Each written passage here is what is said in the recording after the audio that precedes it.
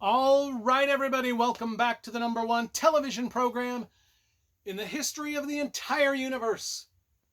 I am Brian Lee Durfee, author of The Forgetting Moon, The Blackest Heart, and The Lonesome Crown, all three books published by Simon & Schuster's Saga Press. Today I'm going to be reviewing a book that I absolutely loved, more than I probably was expecting to.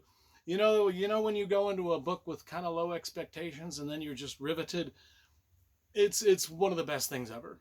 And that is CATILINA'S Riddle by Steven Saylor, book number 3 in his Roman, let's see, what is it called?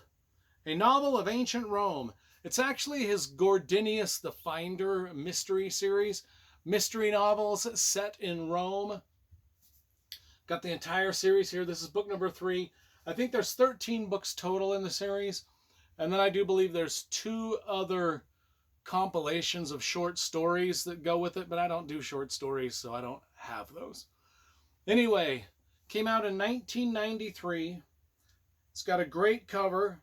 It's got some maps. It's got multiple maps of the different parts of Rome and Italy where we'll explore, and then the cover is cool. And as you can see, all the covers sort of match up here if we go to the series as a whole. The publisher did a really good job of making everything look pretty cool. And publishers rarely do that. My God, do they rarely do that. But this one, they did it. They made them all, made all the covers sort of matching designs with cool illustrations. Good job to the publisher, which looks like it's St. Martin's Press or something like Minotaur Books. I don't know what the fuck it is. But anyway, they did a good job.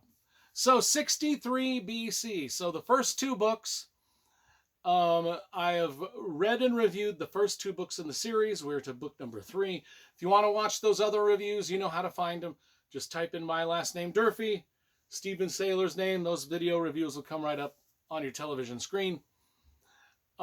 63 BC is where we start here in ancient Roman times, the time of Caesar. Gordianus the Finder, our main character, he's like a private investigator, just sort of a murder mystery solving guy in ancient Rome. He's 47 years old. He's retired.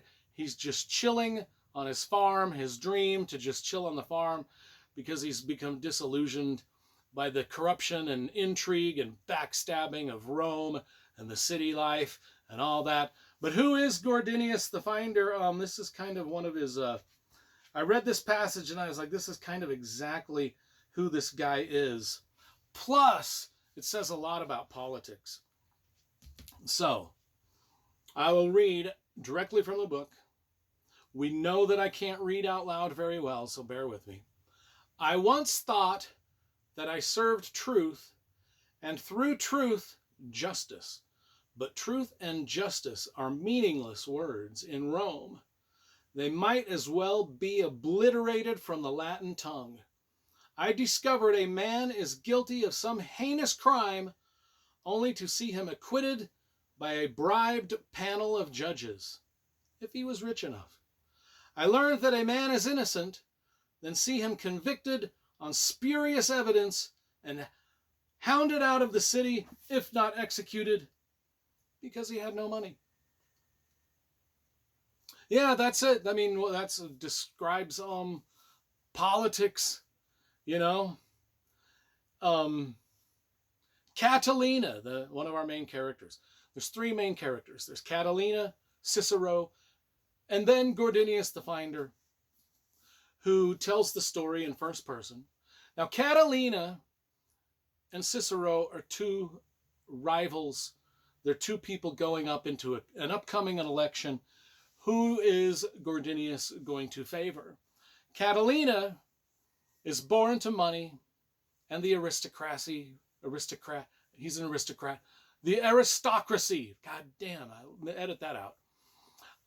He's privileged. He's one of the elite. He promises a lot of things. He promises to cancel everyone's debt, to redistribute everyone's wealth. He wants to redistribute. The rich people give that money to the poor people. He He's considered a radical. He's kind of bordering on socialism. But he's gaining a lot of favor with the populace because he's going to give them a lot of things.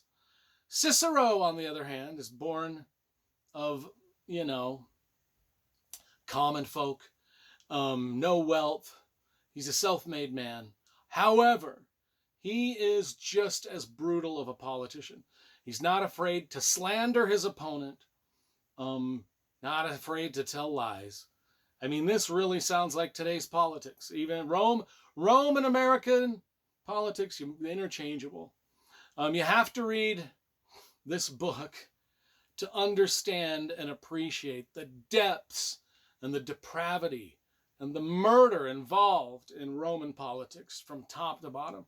It's just astonishing to read this book and just see how brutal it was. I mean, politics in America are bad, but I mean, at this point, we're not, beheading each other and dismembering each other and turning each other into mashed potatoes and things like that. I mean, you know what I'm saying. Bethesda is another character. She is Gordianus's wife. A wife that he bought in a slave market in Alexandria. I mean, this historical novel does not shy away from the realities of history. It is not politically correct. Some people would read this and just get angry. I imagine there are some people that would read this and be like, well, I can't root for the main character because he bought his wife from a slave market. It doesn't matter that they're both wildly in love with each other and have created a magnificent family. There's some people today that would read that and just be like throwing the book across because their little feelings got hurt. Man up. Man up. If you're going to be a reader, man the fuck up. And because you need to read historical truths. So, Gordianus's historical country life is disrupted when headless dead bodies start showing up on his farm. The main plot is between these two politicians, Cicero and Catilina, and the two men that are vying for consul. And Catilina may even plan an uprising even if he loses. And so Cicero hires Gordianus the Finder to keep an eye out, to spy on Catilina. But Gordianus kind of finds both guys very charismatic and friendly, and he makes friends with both of them. Who should he trust, though? That's kind of the thing. And the other side plot to this is Gordianus is also a father, and he's trying to be a good father throughout this. And he's got a couple of sons. One of the sons is kind of older and embroiled in the politics already, but one is younger, and Gordianus is kind of trying to shelter him a little bit. And both Cicero and Catilina are like, why are you sheltering your little boy? I mean, just like I told people, if you're going to be a reader, you got to man up. These guys, both Cicero and Catilina, are telling Gordianus, if your young boy is going to live in Italy and around Rome, you need to teach him to man up. You can't shelter him anymore. And so he's got all of these different things going on. It's just I was riveted by this book. Just it inspired me. After I finished this, I loved it so much. I was like, I got to read another book about Rome. And I was thinking of just launching into book 4 in this series, but I'm like, no, I think there's another better book about Rome that I can read. And so I did so, and that is Caesar by Colleen McCullough. So look for this review coming soon. Anyway, I think this is a 10 out of 10. This might make my top 10 books of the year at the end of the year. I mean, I just liked it that much. I absorbed every single word of this book. It was so awesome. So awesome.